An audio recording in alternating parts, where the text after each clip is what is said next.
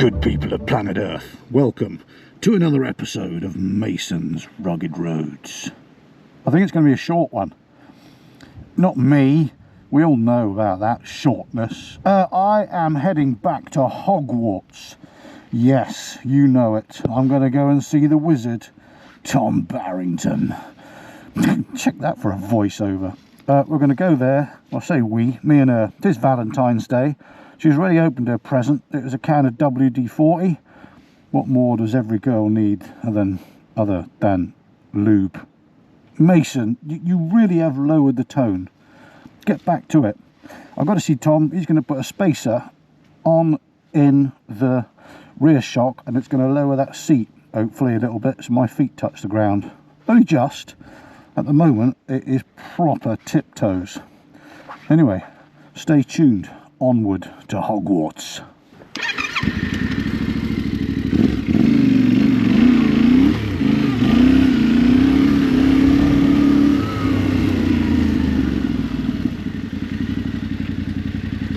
I didn't just go in the forest to do that voiceover. I came from the forest.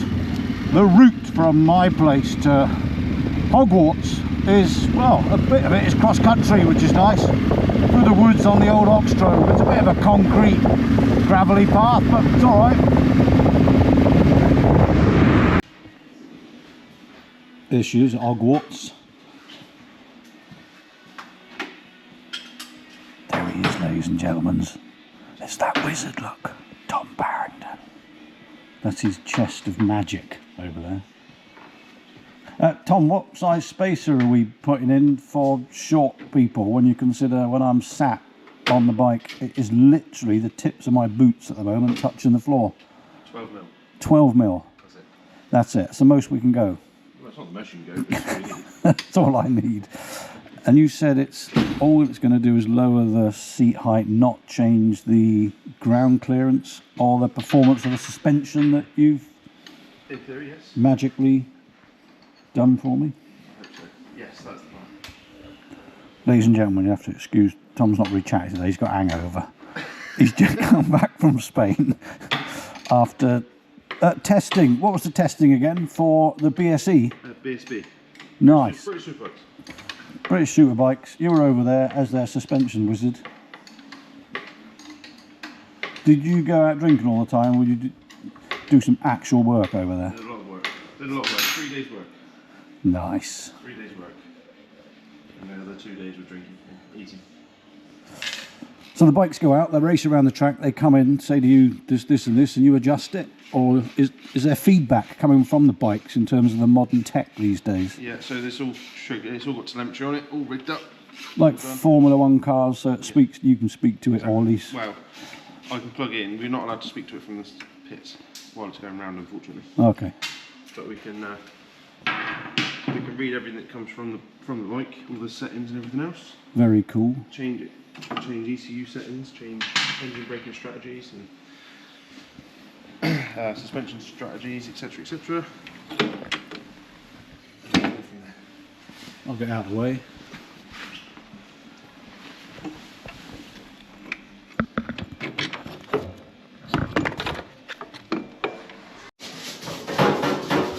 I can confirm and not deny Tom is cleaning it again. He can't work on it when it's in that state. But he did say it was cleaner than last time. It's always worth checking. And you said this is what you were tested in Spain? Well, it's just like it. That is the type of shock that we were using when we were testing the Spain.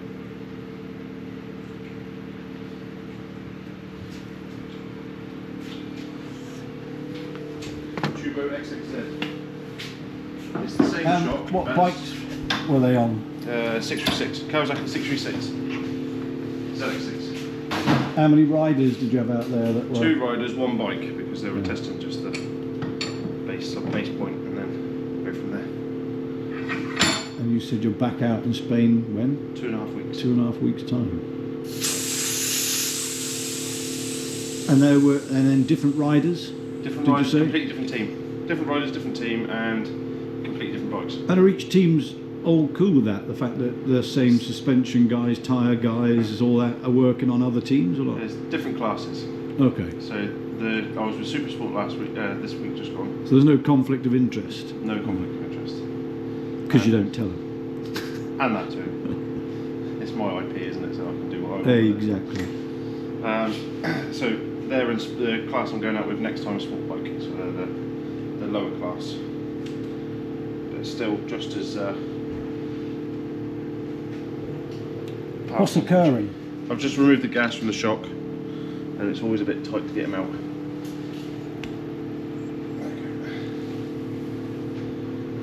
Oh, we don't mind the camera being here, but last time there was a few people said it was fascinating to hear an actual professional doing his job and explaining things compared to me. There was a handful of them anyway. Mentioned it when I met him and also on the feedback on the last video. Why do they hate seeing it? Is it people that have done it before and fucked it up? No, not at all. As in at home or something? No, not at all. It's just the. It's not something you want to see on your motorcycle, is it? What, a hammer and A hammer, yeah. Unless your name's Jeremy Clarkson. Yeah, then it's okay. I've been to a dentist that used one of them once. Yeah. Cleaning my teeth. 2025 rack version of what they used in the 12th century. I made this. Did you? Yeah. Check you out. I made this, and for this exact reason, because it makes my life a lot easier. Look at that lovely clean oil compared to the first time you took it out. Yeah, it was that colour. Looked like, well, shit last time. Yeah. Yeah. Black and almost tea-like. It looked like cream when you sent me a picture. It looked like cappuccino colour. Yeah. At least we know it's been working, eh? Yeah, cappuccino. Mainly because it was full of air. I'll tell you what, there's a lot more involved than I thought when you're putting a spacer in.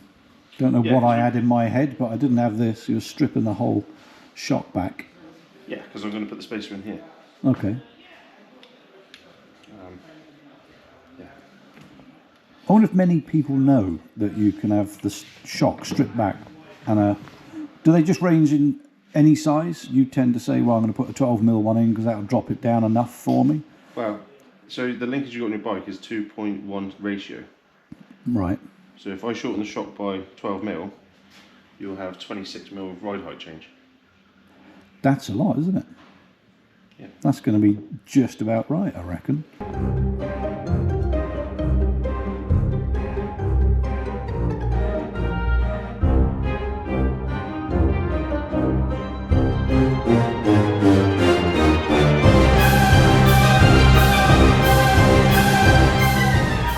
Tom is down there making a spacer for the mighty T7.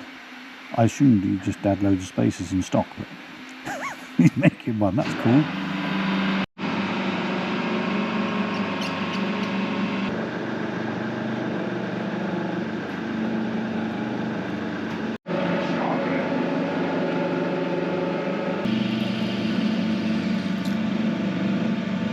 As much free space as possible on that.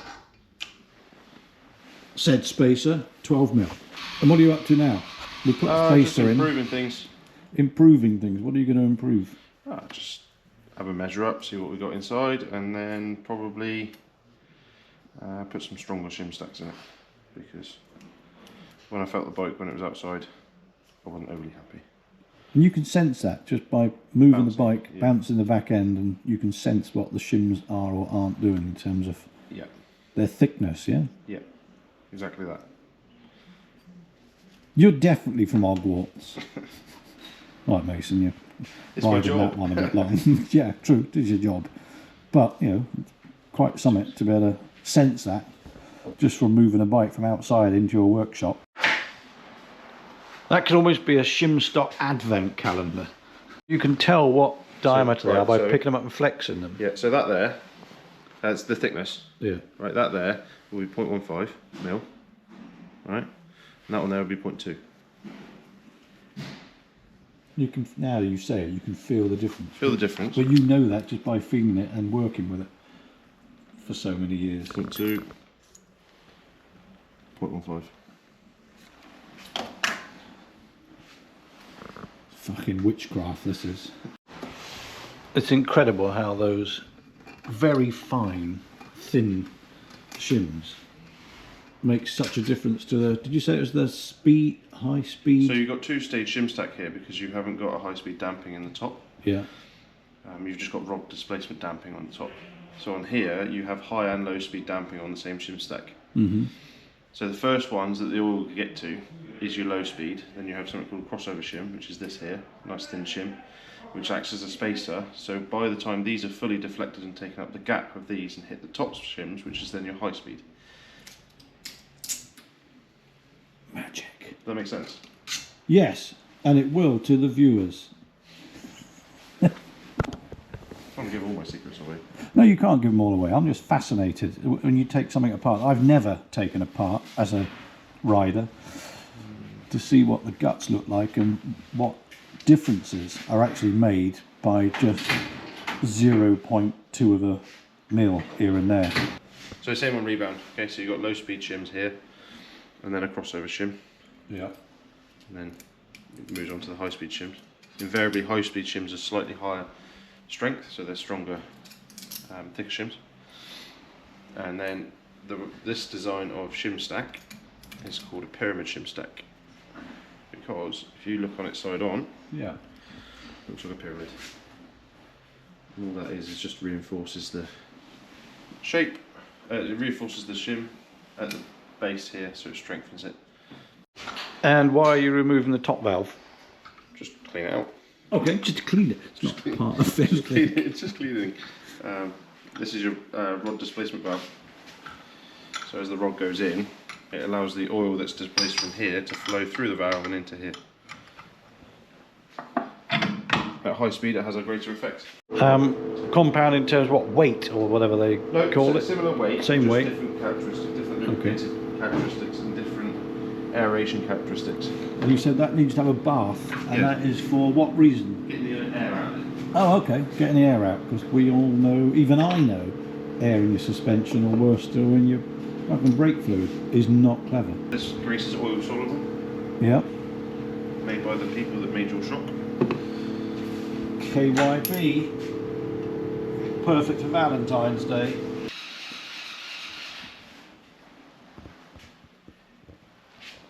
Unless Is that it's what been you call it? adapted, unless it's been developed and manufactured to be bled by hand. Yeah. For example, you're that gonna shock over fill there. it under pressure, is that right? Yeah, vacuum it down and then fill it back up.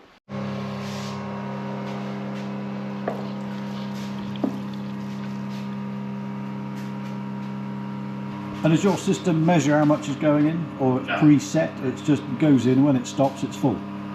Kind of, yeah. So at the moment now it's just pulling all the air out of all the places, which is why it's a regular bubble, so you come up and down. Okay, interesting. So it's pulling the air out before it puts it in, is that right? Creates a vacuum, because then once there's a vacuum in there, in theory, there's no air left in there. However, air does like to hide in places that you cannot get to. So you need to do it about 3 or 4 times the process.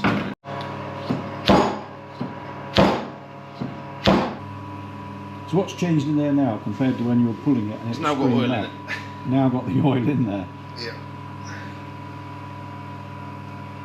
So what I'm doing is pushing. Even though that emptied, the oil went in, that back out again? Or Yeah. it had been filled previously and this pipe Yeah, has so just this refilled this itself? always stays in with oil in. Yeah.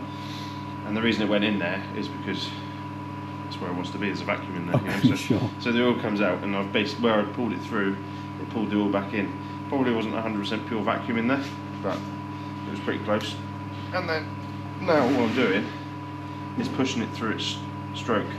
Just to make sure the Well, fine no, lot... it's just so I can push the oil through the shims and the needle and the valve inside this damper rod. Yeah. Push oil through here so I can get all the air out of where it's hiding, because there'll be air hiding in around the bladder in here. Yeah. As you can see, when I push it in, it's hard to push in, but it'll come out at a crazy rate of knots. Mm-hmm. That's air. So you felt that and you know that's in Yeah. there, you've got to keep Because doing when I started, I only had it pinged back to there, Yeah. and then I had to pull that much off. Now, when I'm pulling it back, I'm pulling it about halfway. You're right, there's plenty of air hidden in there, Yeah. in amongst all the... So I have the to guts cycle of it a couple of times. If you don't cycle it, you don't get all the air out. If you don't get all the air out, it doesn't work properly. I have had a few shocks where I can tell they haven't been cycled properly, taken them apart, and the oil comes out all foamy. like basically because, just like that. because there's air inside, yeah.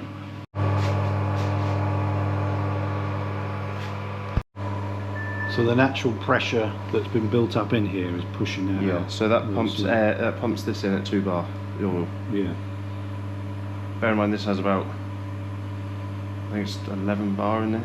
Does it? Of gas pressure, yeah. This is a bladder. Yeah. You have to give it a second, because the bladder inside here has got atmospheric pressure air in it. So it's still pressurised in theory compared to when we had 2 bar of oil pressure going in. Yeah. Effectively it's got 2-ish bar of gas pressure, so it elevates it from atmospheric.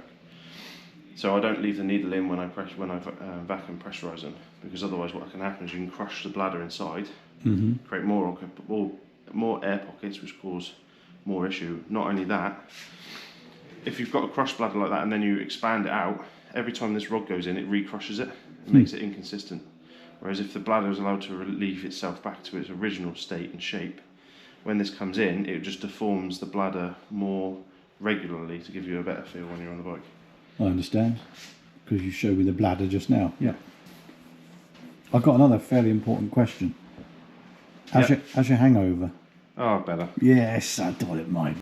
And this one you said is soaking, and the idea of that is that it's soaking so there's not a single little air droplet around that when you screw the original back in. This is just the messy bit. I wondered why that tray was on an angle under the table. There it is. I'm gonna make a mess on my floor. And that's why the red rubber grease that I use is not oil soluble. So the O-ring is still lubricated after soaking in oil. So Tom was just saying the slipperiness of oil in terms of, dipping your finger in that and you could feel how slidey and slippery it was. Then dipping your finger in. Tell us what that was again. That was 180 pounds a litre, but it's for proper race bike suspension BSB oil. suspension, yeah, British Superbike suspension. In the Superbike class on Bitubo suspension, they use a particular oil for reduction in stiction and the air properties. You get it anyway because you pull the oxygen out of the oil as you send the shims through the oil. Yeah, that reduces that. That's £180 in oil, and it actually smelt nice, didn't it? It smelt nice, yes. Why did it smell nice, Tom? Well, it's because it's a development product, and that's all we've got left. I've only got a capful left. But they smuggled it in over on a fabric conditioner bottle. So it smells like Lenore. Nobody was the wiser, but they got the oil into the country for said racing or development process. Development process, yeah. Now what are you doing? Gas in the shock, so put nitrogen in. Mind your legs.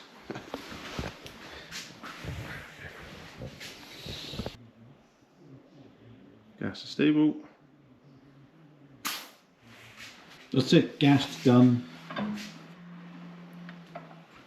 The finished product. Good work, sir.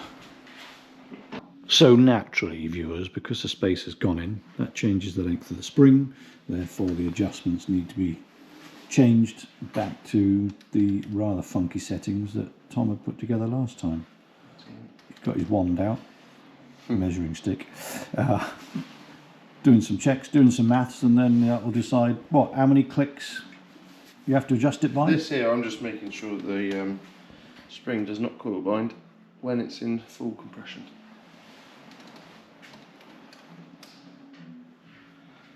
Perfect.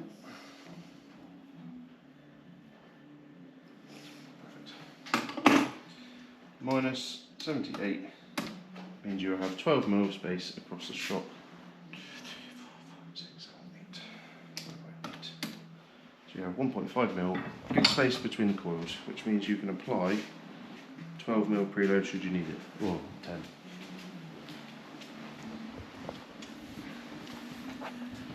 Warm the sticker up a minute. Yeah.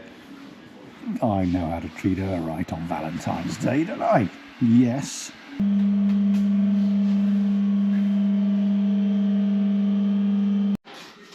Now that we've put the spacer in and lowered the bike by, was it 10, 12 mil roughly? No. No, more. More. 26, what did you say?